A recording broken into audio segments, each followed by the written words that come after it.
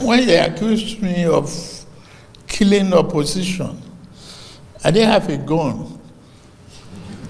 I could have given myself a license. In Benin City, a former presidential candidate almost lost his life. The president of Nigeria says he doesn't have a gun, but somebody does. And the main opposition party still tearing itself apart in court.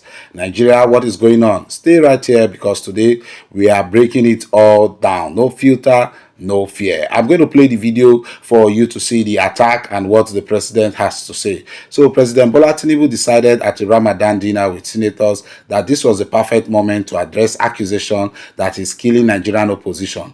And what did it say? Let me quote him exactly. Critics must talk. When they accuse me of killing the opposition, I don't have a gun. I could have given myself a license when I have the authority. Now let us sink in. The President of the Federal Republic of Nigeria had to publicly clarify that he does not own a gun to kill his rivals. Is this where Nigerian politics has descended to? I'm going to play the video for you to see, but then here are the facts. Since 2023, opposition parties have been hemorrhaging members to Tinubu's APC. Governors, senators, lawmakers defecting in droves. And Tinubu wants us to believe that these politicians, some of whom campaigned against him 2 years ago, are jumping ship voluntarily. He literally said, and I quote, "I can't blame anybody for jumping out of a sinking ship." So by his own admission, he knows these parties are sinking. The question is, who punched the holes in this boat?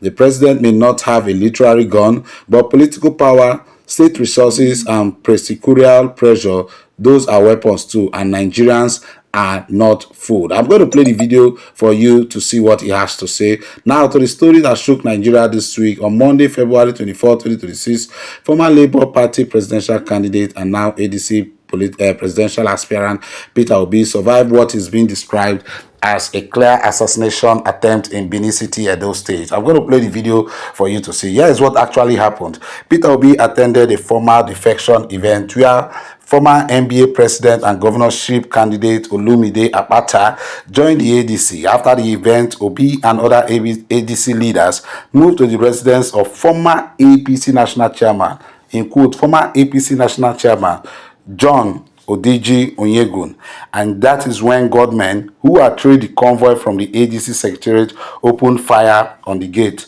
shooting at the vehicles and damaging property. Odeji Onyegun himself said, and I quote, "I was in harm's way.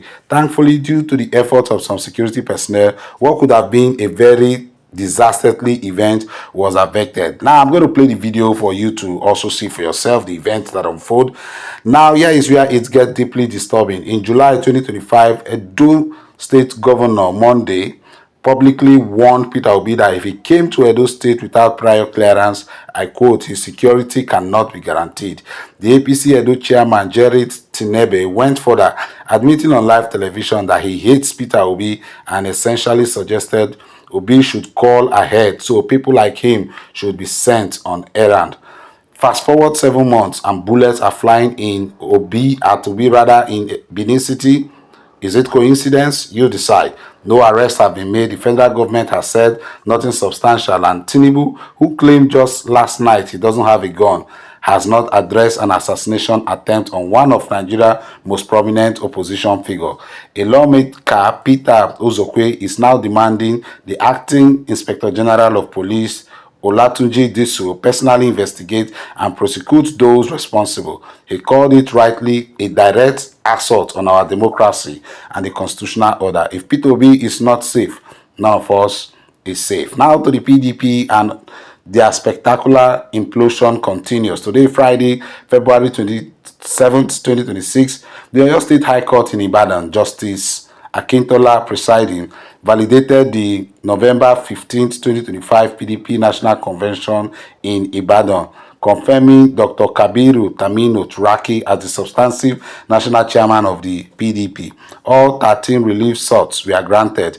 The court ruled that the convention was fully compliant with the 1999 Constitution and the Electoral Act. Boom, case closed. Wike lost. But then, not so fast, because Wike's faction, the National Caretaker Committee led by Muhammad Abdurrahim, responded instantly, calling the ruling inconsequential and an academic exercise. And they have a point, a painful one. The Federal Court in Ibadan had already on January 30th, 2026 nullified that same Ibadan convention and barred Turaki from calling himself national chairman, and INEC, who is the body that actually matters, had complied with the High Court ruling.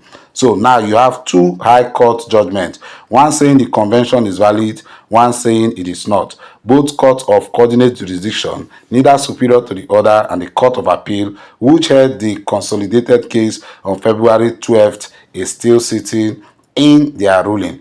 PDP has two national chairmen now, two wearing faction, and Nyesom Wike, the man who betrayed Atiku, handed Tinubu the presidency and is now a serving minister, is still pulling strings inside the opposition. The party meant to check APC power is too busy fighting itself. Nigerian democracy is paying the price. Let me summarize what happened in Nigeria this week. The president told Nigerians he doesn't have a gun, while opposition figures flee or get shot at. A former presidential candidate survived bullets in Edo State with no government accountability in sight.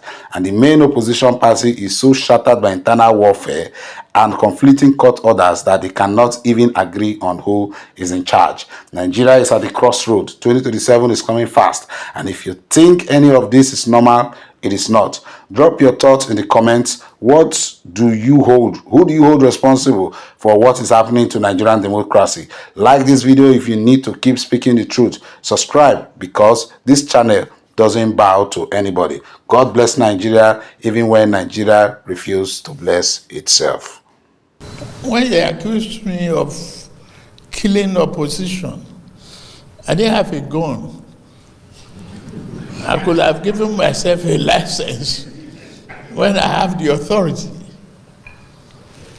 But I can't blame anybody from jumping out of a sinking ship if they did.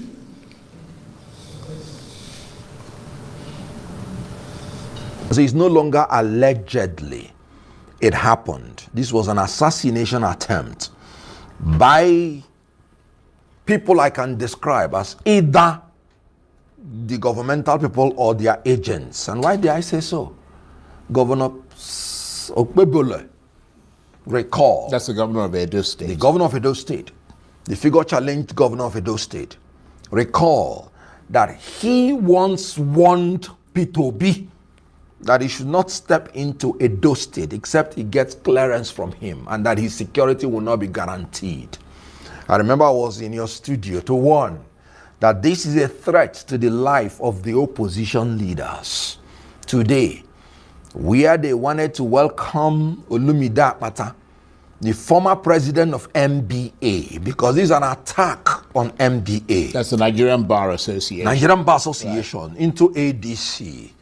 What they met was about convoy of 10 vehicles with one pilot vehicle controlling them. They went first into the venue where the event took place, and they had left there because they heard that people were coming to attack them, and they ran into Oyegun's house.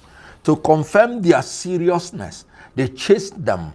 After shooting things in that venue, they chased them into Oyegun's house and blasted the gate and all the vehicles that were there. So this was an assassination attempt. Right. This is genocide against political opponents.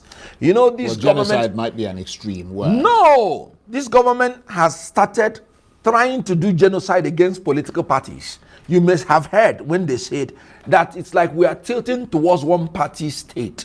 And this was orchestrated by APC to ensure that there is no other party. That is what genocide means. Yeah, but so having failed to genocide all the political parties, because ADC from the kingdom of grace just emerged, their only choice now is to wipe out the opposition leaders, and that is the next era they are going into. Right. Let me just make it clear, because you're a lawyer as well, and yes, you know that with these kinds of things, one has to be careful what you actually say. Absolutely. But unless you have absolute evidence to support the point that you're making. But let me just say this. Yes, the governor is the chief security officer of the state, and the president is the chief security officer of Nigeria. But the fact that Governor Okpebholo said that if you do not inform me when you come in, I cannot guarantee your security. It doesn't mean that he's the one who carried out the attack.